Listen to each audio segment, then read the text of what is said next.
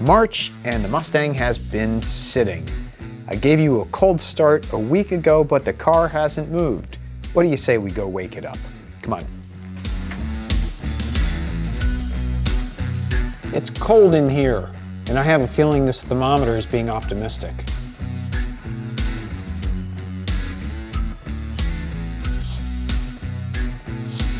.8, cold. Let's check the other ones. Driver side rear. 25.6. 25.8. 24.8. So the question is, what pressure should you inflate your tires to in cold weather? Recommended cold tire pressure is located on a sticker inside the car door jamb. On the Mustang, the recommended cold tire pressure is 32 psi front and 32 psi rear.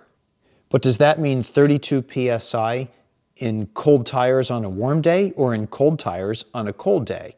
So here are the factors to consider. According to the Michelin website, you need to add 4 to 5 psi if your tires are already hot. So if you've been driving and you want to air up your tires or check your tire pressure, add 4 to 5 pounds, that's 4 to 5 pounds, not 45 pounds, don't do that. Add 4 to 5 pounds to the PSI if your tires are hot. Now, in cold, the opposite holds true.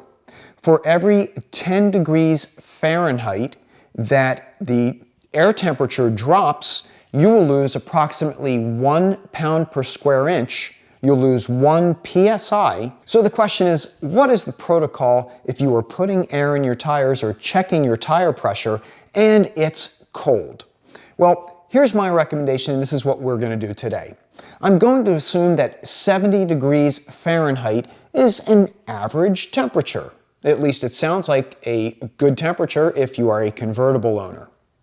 So if for every 10 degrees your air pressure drops 1 psi, right now it's about 40 degrees Fahrenheit.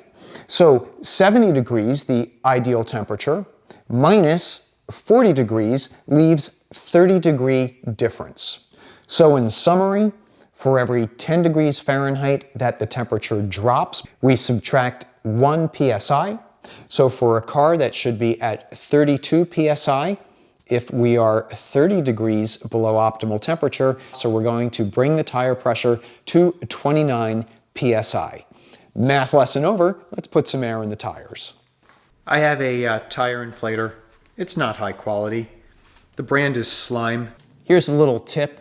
That thing, when you turn it on, it vibrates and it just runs all around the garage floor. So I've got these rubber palmed gloves and I'm going to stick it under the Slime inflator.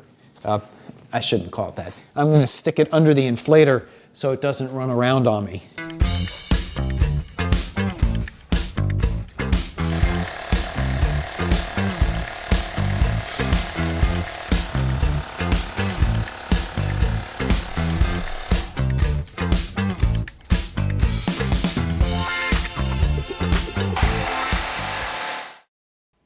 It's also a good idea when you're waking your car up from hibernation to check the oil.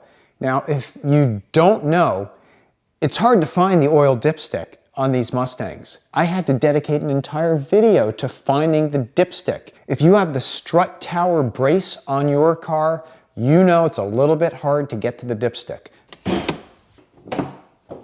By the way, one of my first mods on this car was putting on hood struts. Love them. Can't live without them. Highly recommend them. I'll also put a link to the video on adding hood struts to your car. The oil dipstick is down here. You're looking for a yellow loop handle.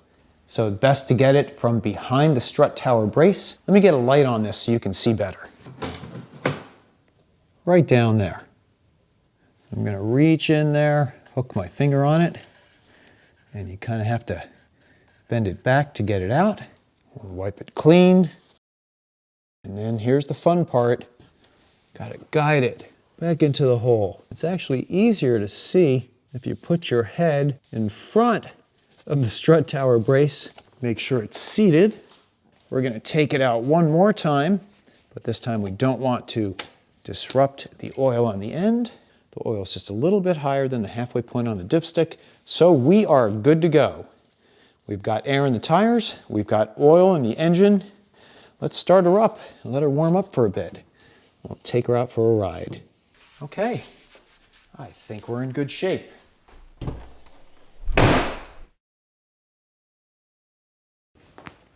Well, that's a bummer. She won't start. The battery is drained. Gonna hook it up to the charger. Give her a little juice. Well, maybe the name of this video should be, Where's My Battery?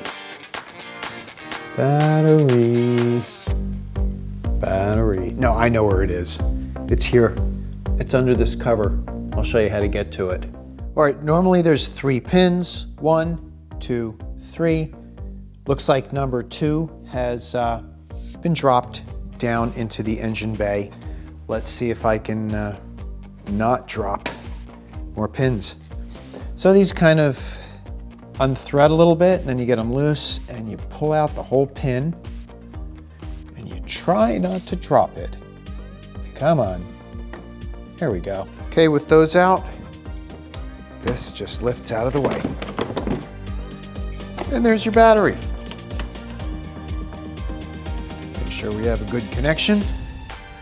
This battery charger gives you a few choices. I want to make sure my settings are correct. Car is going to be 12 volt. I'm going to set it to automatic regular cycle, and we're just going to set it to 2 amp. No, I'm going to set it to 12 amp. I don't want to wait around. So make sure all of your settings are correct before you plug her in. If the little needle moves to the right and it's in the green zone, you know you're charging and you know things are looking good. We're going to let this charge for a while, and we will come back and try to start her up.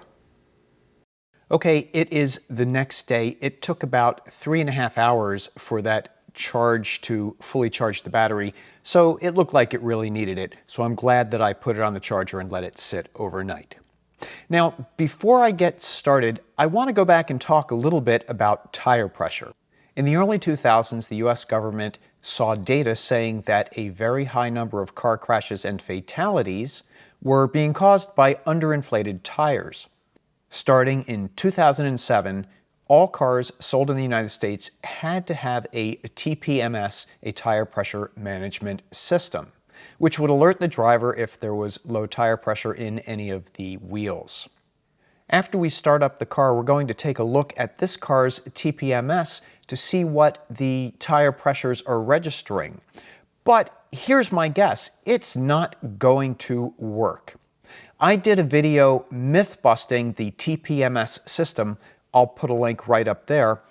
It says what it does do and what it doesn't do, and one of the misconceptions of TPMS is that it's constantly transmitting pressure data to your car's computer, your car's engine management computer.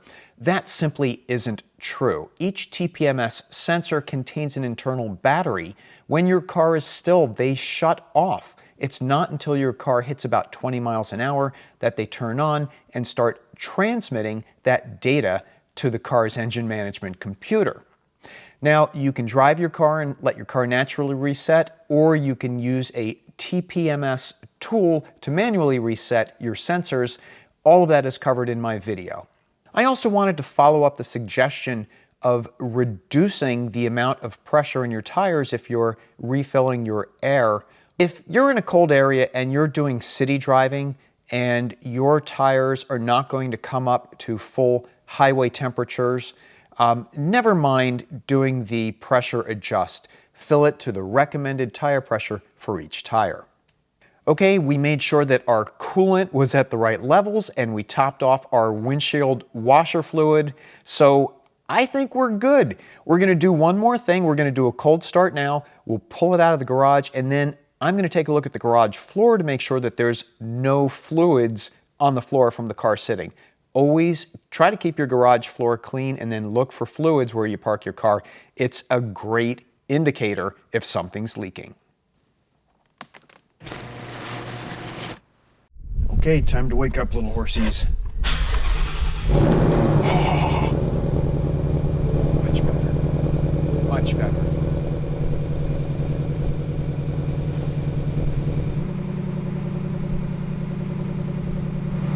I guarantee that is not correct.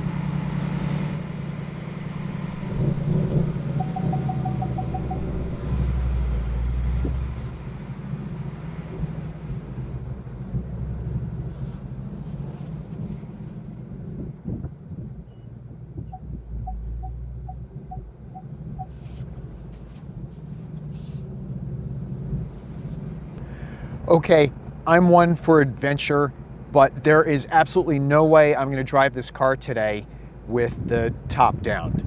No way. I'm just not going to do it. It's like 40 degrees and 15-mile-an-hour wind. No way. All right. Wait, one more thing. I got to turn these heated seats on. Hey, are you curious about how heated and cooled seats work in a car? Check out my video that explains the Peltier effect. I'll put a link right up there. Okay, thanks for hanging with me up to now. Gonna take the car out for a little road test, and I'm sure everything's gonna be fine. We're just gonna wake it up slowly and just see how she runs. So let's take it for a little spin, and then when we get back, remind me, I need to check the garage floor just to make sure there's no fluids on it. All right, let's go for a ride.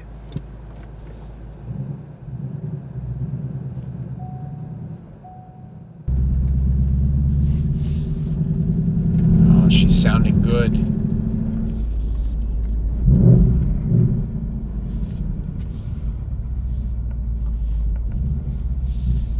And just like that, we're back.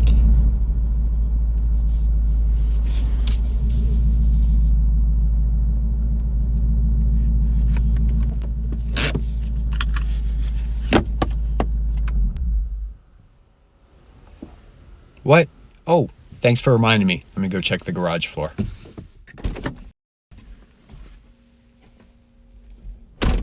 All right, I'm a little ashamed to show you this, but I think that's just kind of rusty water there that maybe fell out of the exhaust pipe. Oh, wait, no. I know what that is. That's from the van because we had the trailer hitch rust and the back bumper support rusted. So that's from the van. Got a whole history here. This, I don't know. Looks like an emoji. All right, I'm looking over here and yeah, that's kind of a mess, but it's not from this car. So I think the Mustang is fine. I'm really embarrassed how dirty my garage floor was. I apologize. Well, this feels like a great place to wrap up the video. I hope you found it helpful and helps you understand how to compensate for tire pressure when you're in colder weather. I hope you found my tips helpful as well for things at least I like to do when waking up my car after storing it for the winter. Thank you so much for watching. If you haven't already, please consider subscribing to the channel. My name is Mike. The channel is Mike Fyxdt. Thank you for watching. Be good, be well, and be safe, and I'll talk to you in the very next video. Bye-bye. I fixed it. Oh man, now I'm sad. I think I ran over a frog. Oh.